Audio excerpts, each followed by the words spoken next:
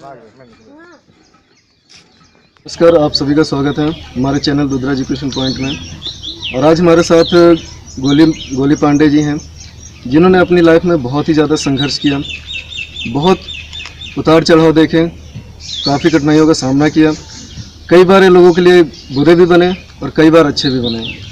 और आज ये अपने लाइफ के बारे में बताने जा रहे हैं, क्योंकि इन्होंने लाइफ में अपने बहुत ज़्यादा स्ट्रगल किया है, कई लोगों के साथ उठे बैठे हैं। ठीक है, तो आज हम मिलाने जा रहे हैं। नमस्कार गोली महाराज जी। नमस्कार। तो सर बताइए कि आपने अपने लाइफ की शुरुआत कहाँ से की? लाइफ की शुरुआत हमारे वहाँ से जी उस जगह से भाई। हम पहले तो स्कूल जाते थे, ठीक है, स्कूल जाते थे, फिर वहाँ पढ़ाई में ना सफल हुए, पढ़ाई मतलब हमारे ध्यान में ना आई, घूमना चालू कर दिए। वहाँ से घूमते घूमते फिर हम सूरत चले गए। सूरत में जा करके हमारा ऐसा इस प्रकार लोग हमको मिले कि जो लोग हमको मिल करके इतना बिगाड़ दिए कि मतलब से ज़्यादा। वहीं हम दारू सीख लिए, फिर मीट मटन ये सब काम चालू हो गया। ठीक है, बदमाशी चालू हुई, लोगों से हफ्ता लेने लगा फैक्ट्री में जा करके। और एक ठाकुर थे हरमोर सिंह हमारे साथ दादा, उनके साथ हम रहने लगे तो वो दादा बना दिए। फिर हफ्ता लेने लगे, हफ्ता के बावजूद हम लोग ड्यूटी छोड़ दिए, ड्यूटी नहीं करना, घूम के पैसे लेना, ऐसे लोग को मार के ले लेते थे। ठीक है, लोगों को मार पीट के यही सताना काम था। ऐसे इस प्रकार हुई कि पुलिस हमको सताते बहुत तकलीफ दे दी। ठीक है, पुलिस जब तकलीफ दिया हमको तो भाई हमारे बड़े भाई फिर दुर्गा महाराज पांडे जी थे, उन्होंने कहा कि भैया आप जाइए यहाँ से, घर चले जाओ। ठीक है, घर चले जाओ, घर जा करके और तुम अपनी नई ज़िंदगी सुधारो। जब पुलिस वहाँ बहुत तकलीफ दे दी, फिर उसके बाद हम आए घर। ये 60 बता रहे हैं, नहीं तो बहुत समय लगेगी स्टोरी में। ठीक है जी, हम आ गए घर पे आए तो घर गांव में घूमने लगे। और हमारा कुछ होनहार इस प्रकार था, कपड़ा लत्ता पहना और इस प्रकार थी, लोग देख के इतना जलते थे कि मतलब से ज़्यादा कि हम साले घर पे कर रहे हैं, कुछ नहीं पा रहे हैं साला चारों टाइम। लेकिन उसका मतलब क्या था, इसका मतलब ये था कि हमारे 4 भाई थे, चारों भाई 4 पैंट 4 बुशर्ट देते थे, तो दिन भर में चाहे हम 4 सेट बदलें कोई हमारा फ़र्क नहीं पड़ता था। ठीक है, लोग सोचते थे कि ये डकैती करता है, चोरी करता है। मेरे अंदर क्या कमी निकली, जब मैं दारू पीने लगा, गोश्त खाने लगा, तो गांव में आ गया। गांव में आया तो यहाँ लोग जलने लगे हमसे, वही आदत मेरी। तो हम किसी को गांठता नहीं था, साले को ऐसे गाली दे देता, मार देता, मतलब यहाँ तक कि गांव में दरवाज़ा बंद कर लेते थे लोग। तो आपको ये दारू की लत लगवाई किसने? ठाकुर हरमोर सिंह एक गोसाईगंज का था, वो बहुत बड़ा ठाकुर राजा था, 5 होता था मेरा, पहले की करता था। हमारी शरीर तंदुरुस्ती इस प्रकार थी, वो देख करके हमको ऐसा लगा उसको कि ये मेरे साथ रहेगा तो मेरा हर कार्य होता रहेगा। ठीक है, उसका मतलब उसका कहना था कि ये रहेगा तो मेरा हर कार्य होता रहेगा, क्योंकि उस प्रकार हम थे। जहाँ पहुँचते थे वहाँ मारपीट, उसको बोलने नहीं पड़ता था, हम सारा काज कर देते थे। पैसा भेजता था तो मैं ले आता था, देर से दे देता था, साला पहचान पूछता ही नहीं था कौन हो भैया। ये सब बातें थी। तो गांव में जब आया भाई तो यहाँ लोग फिर हमको भैया इस ऐसे एक मैटर में फंसा दिए कि हमको जेल जाना पड़ा। ठीक है, और जब आओ पंडित, जब जेल जाना पड़ा बड़े भाई, तो जब जेल हम गए, एक तो कुर्सी ला दे महाराज बाबा, बहुत फाइन करता है वो मदाओं बार कुछ प्रवचन चालू हुआ, बीच में कर दिए, बैठा है कुर्सी लाओ। तो जब हम दूसर का लागी नहीं चलते रहे, बोलिए। हाँ जी, तो जब हम गांव आ गए भाई साहब, ठीक है, तो लोग जलने लगे। जब जलते जलते ऐसे साले हमको फंसा दिए, 400 दे दूर, फिर हम अंदर चले गए। वहाँ से निकले 14 महीने बाद। किस केस में आपको फंसाया गया? हमको भैया ये मतलब गुंडा ये 376 मतलब बहुत, और वो भी इतनी बड़ी लड़की थी कि आप देखने जाएंगे तो मजिस्ट्रेट उसको गाली देता था कि ये लोग फंसाए गए हैं ना जाए। लेकिन जलनखोरी से लोगों ने फंसा दिया, फिर भी मेरा कुछ नहीं बिगड़ा। हम आए, बाहर निकले, हमको चूँकि मेरे पास कोई बाल बच्चे तो थे नहीं उस समय, हमारे पास कोई बाल बच्चे नहीं थे, इसलिए हमको गम नहीं था। हमको तो अच्छा लगता था कि हम जेल में हैं। ठीक, अब क्या हुआ, फिर चलते रही कहानी। बीच में हमारे बड़े भाई एक्सपायर हो गए। ठीक है, जब बड़े भाई हमारे एक्सपायर हुए तो पूरी जिम्मेदारी मेरे ऊपर आई, हर बच्चों का देख रेख। फिर हम दारू पीते ही रहे। जब दारू तो इतनी कमजोरी, इतनी तकलीफ आ चुकी हमारे घर की, खाने का दाना नहीं था। ठीक है, फिर मैं नरेगा जाने लगा। नरेगा में फावड़ा चला करके अपने बच्चों का पालन किया। ठीक, मेरे पास मकान घर नहीं था, छपरा था। ठीक, आज मालिक की दया है, क्या है। फिर ऐसे चलते चलते बहुत घने चक्करों से निकलते हुए लोगों ने हमको यहाँ तक कि 3 गांव खेदा। उसी बदमाशी में 3 गांव खेदने के बाद नहीं पाए तो पुलिस बुला दिए। पुलिस आई, बहुत छापा मारी, ठीक, नहीं पाई।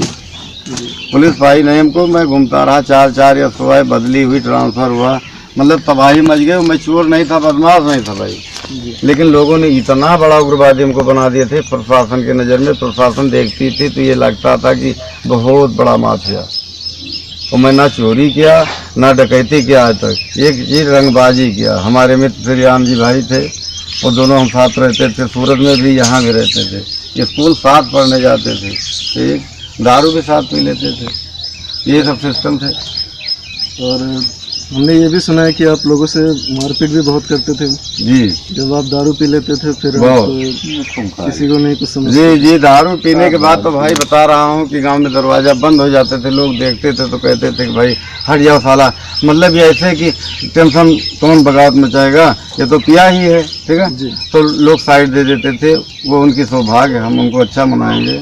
वो मेरे सम्मान को करते थे, हम उनको धन्यवाद देते हैं कि हमारे दारू के नशे में लोग हमसे नहीं बोलते थे। ये बहुत अच्छी बात, बहुत धन्यवाद था उनको।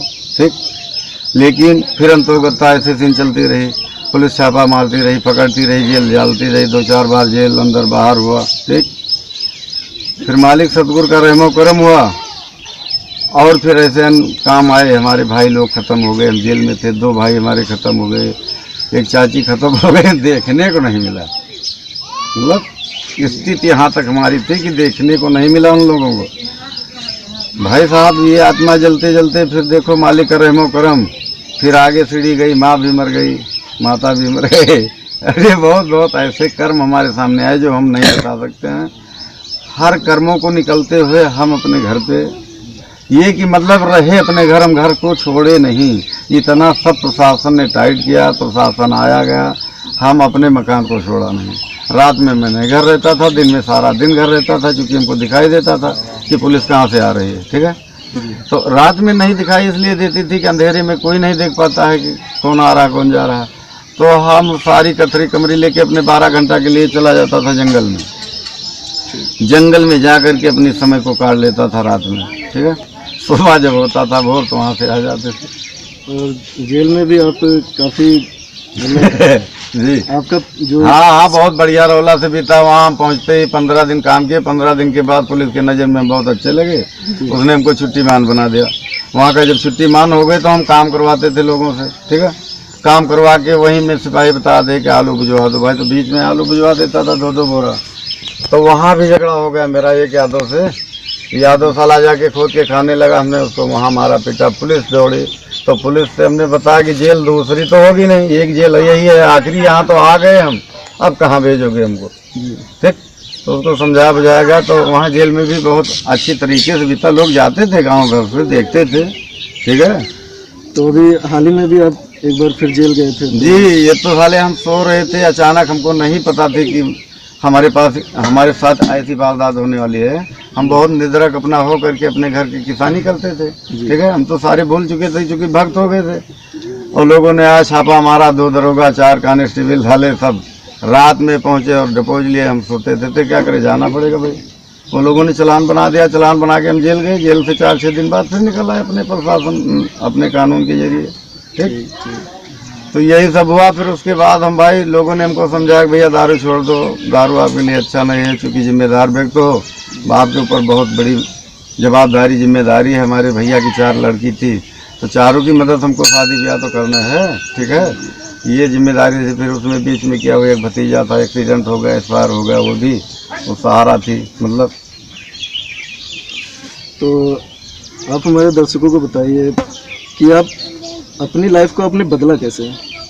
ये तो बदलने का, ये बच्चे हमारे, ये मतलब हमारे जब बच्चे हुए तो हमारे 2 लड़के हैं आज़ाद वसंत। ठीक है, आज़ाद वसंत जब हुए थे, छोटे छोटे थे, तो ये रोते थे तो हमको तकलीफ होती थी, इसलिए कि इनको जन्म दिया गया। माँ बाप का धर्म बनता है कि जब तक बच्चा समझदार ना हो जाए, वो माँ बाप उनकी सेवा करें, उनकी मदद करें, उनको आगे डेवलप करें, अकल दें। स्वच्छता, सफाई, यही बताएं हमको, ठीक है।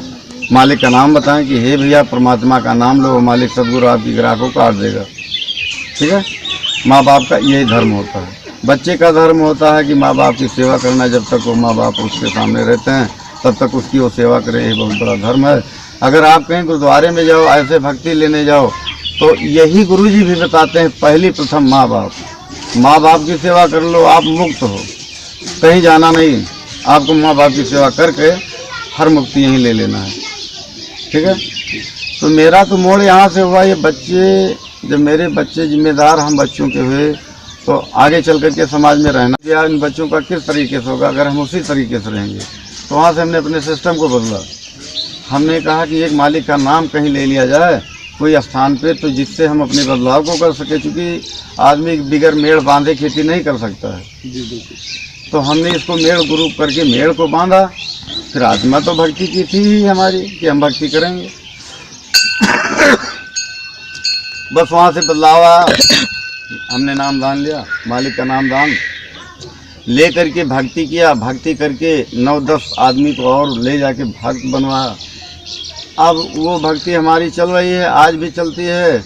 मालिक सदगुरु का ऐसा रहमो करम है कि जब से मैं भक्ति किया, हमारे बच्चों का कोई डिस्टर्ब नहीं, कोई हमारे बच्चे तकलीफ में नहीं। मालिक सदगुरु हमको शाम तक सुबह तक दाल नमक रोटी सब कुछ दे रहा। मेरे मकान घर बन गए, मेरे भैंस बढ़िया, सब परिवार हमारा साकुशल है। यही मेरा एक भक्ति का रीजन है कि जो मैं भक्ति लिया। हमारे घर के पूज्य हनुमान जी, श्री काली जी सब पुजारी थे, यहाँ जड़ी हमारे घर के देवता हैं, इनको तो हमको वैसे पूजना है। फिर हमने क्या किया, एक मंदिर बनवाया छोटा सा, ठीक है। मंदिर बनवा करके, वो मंदिर बनवा करके फिर मेरा आत्मा कहा कि भाई भंडारा चालू कर दो। तो महाशिवरात्रि भोलेनाथ का नाम लेकर के हमने शिवरात्रि को पहला भंडारा तो ऐसे तस्मई यही सब बनवा करके बच्चों को वितरण किया, क्योंकि छोटा प्रोजेक्ट था उस समय। फिर आगे मालिक का नाम रहमो करम हुआ, भोलेनाथ का बढ़ा। अब हम बढ़िया 1 कुंटल 1.5 कुंटल आटा खर्चा करते हैं शिवरात्रि को। 24 घंटा नमः शिवाय का जाप होता है मालिक का भोलेनाथ के मंदिर पे। यही सारा काम है। जब से ये काम हम करने लगे, बहुत आराम है, बहुत सुखी हैं, समाज में सम्मान है, हमारे बच्चों के शादी ब्याह चालू सब बढ़िया हो रहा है। और यहाँ पे एक बरुआ बाबा जी का स्थान भी है जी, तो आप उनके बारे में कुछ हाँ, बरुआ बाबा के बारे में तो बहुत कुछ बताएंगे। बरुआ बाबा तो हमारे महान ही है, वही तो हमारे पूज्य हैं और हमारे घर के बुजुर्ग हैं, ठीक है। सारे कुछ वही हैं। अगर वो चाहते हैं तो हम लोग नहीं रहेंगे, और वो चाहते हैं तो ये दरबार लगा रहेगा। तो इसलिए मालिक बरुआ बाबा तो हमने ऐसा बनवा भी दिया है कि अच्छा, बहुत चमक है वहाँ। हम लोग सेवा करते हैं, सफाई करते हैं, ठीक है। और बरुआ बाबा को इस ऐसे बनवा दिए हैं कि कुछ दिन कुछ समय तक ऐसे रहेंगे। ऊपर से फिर घर मकान बनेगा तो हम अपना उनका बढ़िया चमक लाते ही रहेंगे। वो मेरी मदद करेंगे, हम उनकी मदद करेंगे, बस ऐसे घंटा बजता रहेगा मालिक का, ठीक। हाँ, बस माता जी हैं, भोलेनाथ हैं। तो ये माता जी का नीम का पेड़ हम लोगों ने लगाया। मेरा लड़का ख़त्म हो गया इस बार, पप्पू, वो था, मैं दोनों मिलके लगाया था नीम को। ये कल्पना किया था कि माता जी का यह स्थान दे दिया जाएगा। आप देखो माता जी का वो पेड़ कितना डेवलप हो गया, घंटा बज रहा वहाँ। सामने भोलेनाथ का मंदिर है, ठीक है। अब ये मंदिर हम लोग सोच रहे हैं कि मालिक दे तो आगे बढ़ाते ही रहेंगे, भंडारा होता ही रहेगा, और उसी में हम लोग को सुख है भैया। फिर अपनी आगे खेती बाड़ी कर रहे हैं। बच्चे हमारे जो थोड़ा घना लिख पढ़ रहे हैं, परिवार चल रहा है, शांति है परिवार में। तो आप हमारे दर्शकों को क्या सीख देना चाहेंगे? जी, सबसे बताना चाहेंगे हर भाई से कि वो मालिक का नाम ले, सदगुरु परमात्मा का नाम ले, ठीक है। इसी में अच्छाई है। वो भक्त आदमी अगर है, मालिक का नाम लेता है तो जरूर मालिक उसकी मदद करेगा। हर प्रेमियों से कहना है हमारा कि वो मालिक का नाम ले, भक्ति करें, पूजा करें, ठीक है। किसी का करें हम ये नहीं बता सकते फला देवता, कोई देवता सब सारे एक होते हैं। मालिक सदगुरु संसार में एक है, ठीक है। वो सदगुरु कोई भी नाम लो, मालिक का नाम लो, बस ये परमात्मा की पूजा करो, अपने बाल बच्चों को शिक्षा दो, सही रास्ते पर चलो। यही भक्ति का एक लक्ष्य होता है, ठीक है। बस धन्यवाद आपको, आपसे मिलकर बहुत खुशी हुई।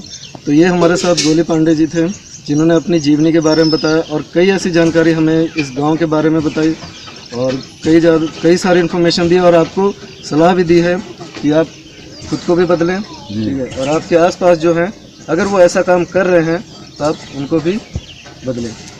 इसीलिए